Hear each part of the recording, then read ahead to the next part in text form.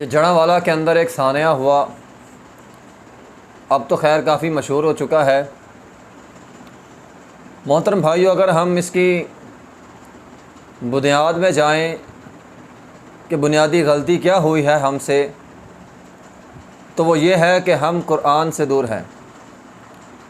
لوگ کہتے ہیں جناب قرآن کی گستاخی ہوئی ہے، مسلمانوں کے اندر قرآن کی گستاخی کی وجہ سے مسلمان جذباتی ہو گئے اور یہ کام ہو گیا۔ محترم بھائیو، میں آپ کے سامنے ایک موازنہ پیش کرنا چاہتا ہوں۔ ایک بے حرمتی قرآن کی وہ جو جڑاں شہر میں ہوئی، ایک قرآن کی بے حرمتی وہ جو سویڈن کے اندر ہوئی۔ اب دونوں کو سامنے رکھ لیں۔ سویڈن کے اندر جو قرآن کی بے حرمتی ہوئی ہے وہ اعلان ہوئی، سب کے سامنے ہوئی، حکومت کی سرپرستی میں ہوئی، اجازت لے کر ہوئی، سب کے سامنے قرآن کو جلایا گیا اور پھر پوری دنیا نے دیکھا قرآن کو جلایا گیا۔ اب یہ قرآن کا مقدمہ تھا، قرآن جلایا گیا۔ وہاں کے مسلمانوں نے اس مقدمے کو کس انداز میں لڑا؟ وہاں کے مسلمانوں نے کیا کیا؟ گلیوں میں نکلے، بازاروں میں نکلے، محلوں میں نکلے، چوکوں میں نکلے، قرآن کو لیا، قرآن پڑھنا شروع کر دیا۔ ایک تو انہوں نے اپنا احتجاج قرآن پڑھ کر ریکارڈ کروایا، اور دوسرا پھر انہوں نے کیا کیا کہ عیسائیوں کے گھروں میں قرآن پہنچا دیا، اور گویا ان کو ایک طرح کا یہ پیغام دیا کہ جس قرآن کو جلایا گیا ہے ذرا اس قرآن کو کھول کر پڑھو تو صحیح۔ یہ وہ قرآن ہے جس کے اندر 25 مرتبہ عیسیٰ علیہ السلام کا نام ہے، جس میں عورت کے نام پہ صرف ایک صورت ہے اور وہ ہے مریم علیہ السلام۔ مریم علیہ السلام کے نام پہ ایک صورت ہے، جس میں ایک صورت سورہ آل عمران ہے۔ تو یہ میرے خیال میں یہ انہوں نے بڑا ہی احسن انداز میں قرآن کا مقدمہ لڑا۔ ان کے اس رویے سے پوری دنیا میں یہ پیغام گیا کہ قرآن کے ماننے والے امن پسند ہیں، قرآن امن پسند کتاب ہے، اور یقیناً عیسائی سوچنے پر مجبور ہوئے ہوں گے، انہوں نے قرآن کو کھول کر پڑھا ہوگا کہ اس کو پڑھے تو صحیح۔ اور اس کے مقابلے میں یہاں جڑاں شہر میں کیا ہوا؟ یہاں بھی قرآن کی بے حرمتی ہوئی، لیکن اس بے حرمتی کے نتیجے میں جو مسلمانوں نے کیا وہ کس قدر افسوسناک ہے۔ ہمارے اس کام کی وجہ سے وہ جو قرآن کا مقدمہ ہم نے مضبوط کرنا تھا وہ کمزور ہو گیا۔ وہ جو ہمارا مسلمانوں کا بیانیہ تھا کہ ہم ایک امن پسند قوم ہے، ہمارا دین امن پسند ہے، وہ بیانیہ ہمارا کمزور ہو گیا۔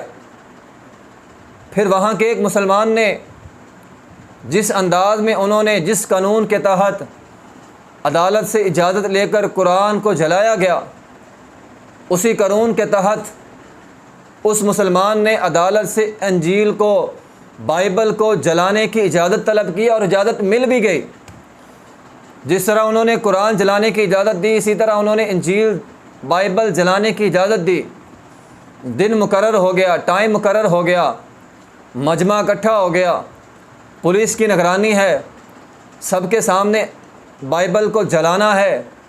لیکن جب وہ جلانے کا وقت آیا، ایک ہاتھ میں لائٹر ہے، ایک ہاتھ میں بائبل ہے، لیکن مسلمان نے بائبل کو جلایا نہیں، نہ جلا کے پوری دنیا کو یہ پیغام دیا کہ مسلمان جو ہے وہ مقدس کتابوں کی بے حرمتی نہیں کرتا، اس کو جلاتا نہیں ہے۔ لیکن ہم نے کیا کیا؟ وہاں تو اجازت بھی مل گئی تھی، حکومتی سرپرستی بھی مل گئی تھی، لیکن پھر بھی انہوں نے پیغام دیا کہ مسلمان مقدس کتابوں کو جلاتا نہیں ہے۔ لیکن ہمارے جڑاں میں جو عمل ہوئے، یقیناً اس میں اس کام کی وجہ سے پوری دنیا میں ایک منفی پیغام گیا ہے کہ مسلمان جو ہے وہ امن پسند نہیں ہیں۔ تو محترم بھائیوں، قرآن وہاں پہ جلا، انہوں نے بڑے احسن انداز میں قرآن کا مقدمہ لڑا، قرآن کی بے حرمتی یہاں جڑاں میں ہوئی، لیکن شاید ہم قرآن کا مقدمہ لڑ نہیں سکے، بلکہ ہم نے جو کام کیے ہمارے کاموں کی وجہ سب نے نہیں کیے۔ مجرم تو کچھ لوگ ہیں، اور یہ لوگ ہر معاشرے کے اندر ہوتے ہیں، فتنہ فساد برپا کرنے والے لوگ۔ کام غلط انہوں نے کیا، لیکن بدنام ہم مسلمان ہو گئے، ہمارا ملک پاکستان ہو گیا کہ ہم شاید امن پسند نہیں ہے، ہم امن پسند ہیں، چند لوگوں نے زیادتی کی۔ تو اس سے ہمیں یہ سبق ملتا ہے کہ ہمارا معاشرہ وہ لوگ صرف مسلمان ہی نہیں ہے، بلکہ عملی طور پر مسلمان ہیں، انہوں نے قرآن پڑھا بھی ہے، قرآن سمجھا بھی ہے، اور قرآن پہ عمل بھی کیا ہے، اور ہم شاید دعووں تک محدود ہے، دعووں تک ہم مسلمان ہیں، لیکن قرآن نہ ہی صحیح معنوں میں ہم پڑھتے ہیں اور نہ ہی ہمارا قرآن پہ عمل ہے۔ دیکھو نا، ہم قرآن پہ عمل تو کرتے نہیں ہیں، اور دعوے ہم بڑے اونچے اونچے کرتے ہیں۔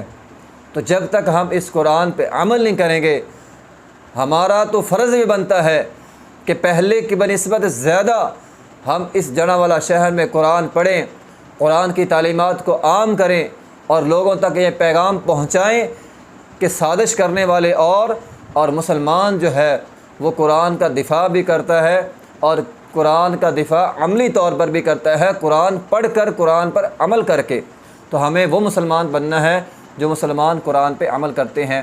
وآخر دعوانا الحمدللہ رب العالمین۔